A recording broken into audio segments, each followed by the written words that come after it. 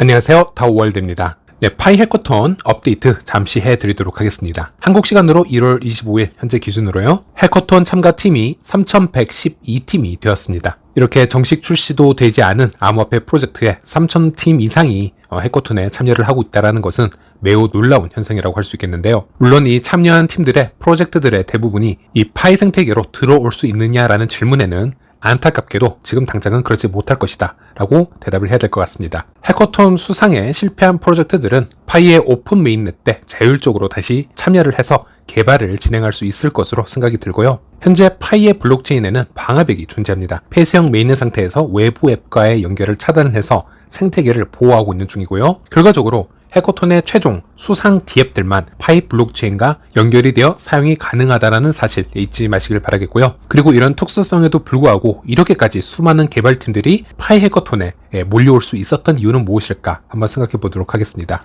물론 약 3,500만 명이 넘는 활성 유저 수와 최근 미디어에서의 파이 홍보의 영향도 크다고 할 수 있겠지만, 무엇보다도 파이 코인이 가지고 있는 아주 유니크한 특성 하나 때문에 이렇게 많은 프로젝트들이 참여를 하고 있는 것이 아닌가 생각을 하고 있는데요. 파이코인은 장기적으로 볼 때는 웹 3.0 크립토 프로젝트라고 부를 수 있겠지만요. 현재 폐쇄형 메인넷 시기를 관찰을 해보면 파이코인의 P2P 거래를 통해서 생태계를 부트스트래핑 하고 있는 것을 확인할 수 있었습니다. 그리하여 온라인에서 어떤 상품이나 서비스를 파이코인으로 교환할 수 있는 기술을 보유하고 있는 개발자들은 파이 해커톤에 참여할 수 있는 자격이 충분하다라고 얘기를 할 수 있겠고요. 실제 여기 참여팀들을 보면요, 본인들이 경영을 해왔고 존재했던 비즈니스 모델을 파이코인 생태계와 연결하려는 의도를 많이 확인할 수 있었습니다. 그리고 비록 이 모든 디앱들이 이번 해커톤에 수상을 다 하지 못한다 하더라도 오픈 메인넷 때 다시 자율적으로 파이 생태계에 들어올 수 있기 때문에 앞으로 우리가 파이코인을 통해서 누릴 수 있는 유틸리티 앱이 정말 많아질 수도 있겠다, 이렇게 생각해 볼 수도 있을 것 같습니다.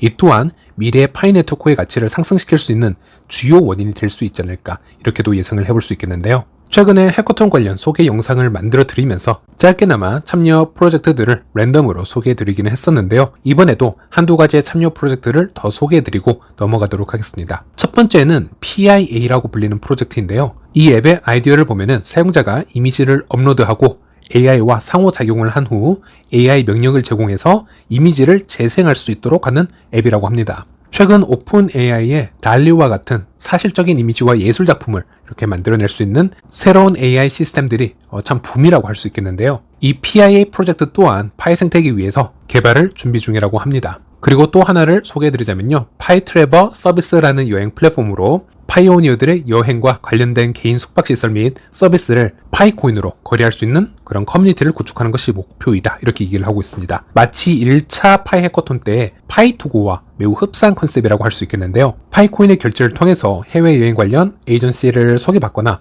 호텔과 같은 숙박시설 및 교통 편의시설까지 다 이용을 할 수 있다, 그리고 세계 여행을 다닐 수 있다는 컨셉은 물론 몇 번의 시도로 단기간에 완성이 될 수만은 없을 것 같습니다. 하지만 실제 이런 커뮤니티의 노력으로 파이코인을 결제 시스템으로 받기 시작한 숙박시설이 세계 곳곳에 늘어나고 있는 것은 사실이고요. 오픈 메인넷을 기점으로 해서 파이코인 결제를 진지하게 고려해 보겠다라는 업체들도 늘어나고 있습니다. 그래서 이번 파이트래버 서비스 프로젝트 또한 파이투고와 선의의 경쟁 구도를 잘 구축해 나가면서 파이 생태계에 큰 도움을 주었으면 하는 바람이 있습니다. 그리고 두 번째 소식으로는요, AI 시대에서 파이 네트워크가 구축하고 있는 탈중앙 KYC에 대해서 잠시 언급을 해드리도록 하겠습니다. 며칠 전 파이 메인 앱에 니콜라스의 글이 게시가 되었었죠. 사실 이 게시글은 작년 11월 4일 탭포럼이라는 사이트에 이미 공지가 되었던 글이라고 보시면 되겠습니다. 이미 이 글에 관해서는 여러 한글 번역본이 미디어에 나와 있을 것이기 때문에 많은 분들이 내용은 알고 있으실 거라 생각을 하고 있고요. 이 글의 핵심은 단순히 파이가 KYC 알고리즘을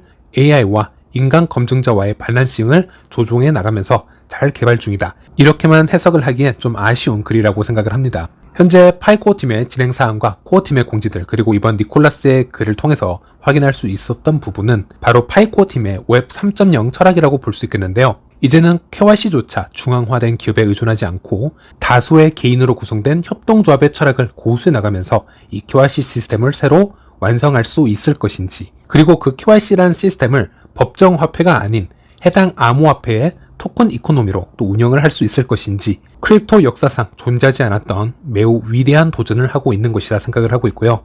이 큰 도전을 함에 있어서 어떤 장애 요소들과 리스크들이 존재하고 있는지를 이 글들을 통해서 대부분 보여주었다라고 생각을 하면 되겠습니다. 그리고 좀 더 나아가서 생각을 해보자면요. 이번 기회로 파이 네트워크의 가치를 충분히 높게 이끌어낼 수 있는 그 확실한 시작점이 될 것이다. 이렇게 생각을 해보셔도 될 것 같습니다. 이 부분은 작년에 제가 한번 언급을 해드린 적이 있었는데요. 블록체인에서는 오프체인이라고 불리는 블록체인 외부에서 발생한 사건이나 결과를 또는 데이터를 내부로, 즉 온체인으로 유입하는데 신뢰의 문제가 항상 발생한다라고 말씀을 드렸었습니다. 비트코인 같은 경우는 외부의 데이터 영향 없이 자체적으로 화폐를 발행하고 인센티브 체계가 다 존재하기 때문에 TTP와 같은, 즉 제3자의 참여가 필요 없이 이중 지불 문제를 해결하고 있습니다. 즉 비트코인은 애초에 오라클 문제와는 거리가 먼 탈중앙 화폐이기 때문에 디지털 금이라는 수식을 얻기에 매우 자연스러울 수가 있었고요. 덕분에 전쟁과 같은 최악의 시나리오라든지 아니면 다양한 지정학적인 압박에서도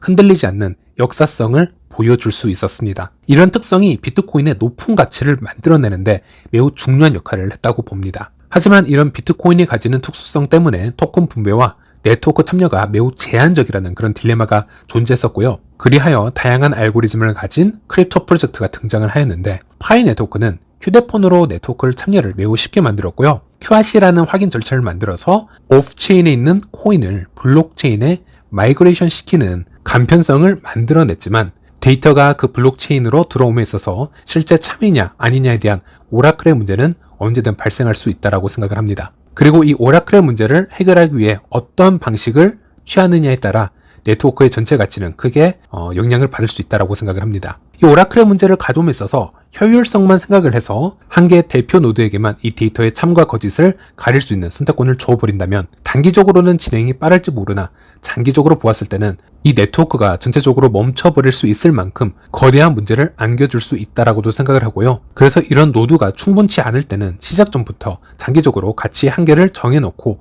토큰 경제를 일으키는 것과 같다. 저는 이렇게 말씀을 드리고 싶습니다. 제 채널에서 예전에 체인링크 시스템과 파이의 KYC 시스템을 비교해서 설명한 영상이 있었는데요. 체인링크 또한 블록체인 외부에 있는 데이터를 다중 노드의 검토와 투표로 인해서 블록체인 내부로 마이그레이션 한다고 설명을 드렸었습니다. 여기에서도 이 노드라는 것이 매우 적다면은 빠르게 진행이 될 수는 있겠지만 장기적으로 어떤 변수나 외부의 공격이 들어오게 된다면 이 블록체인의 신뢰도가 너무 쉽게 무너져 버릴 수 있는 리스크가 존재한다 말씀드릴 수 있겠습니다. 그래서 항상 이 노드라는 것은 탈중앙화가 충분히 되어 있는 것이 더 좋다라는 것인데요. 여기에서 파이 KYC 또한 똑같은 방식을 취하고 있습니다. 한 개의 아이디와 유저의 신분을 비교 검토하기 위해서 랜덤으로 수많은 검증자가 동원이 되고요. 여기서 개인정보가 노출이 되지 않도록 이 아이디의 비교 분석할 부분만 분리를 해서 떼어내고 노출시키는 시스템을 개발을 하였고 지금은 이 검증자들의 검증이 신뢰할 수 있는지에 대한 평판도 시스템을 또 적용을 해서 또 재검증을 실시하고 이 모든 판단을 또 AI로 학습화시키는,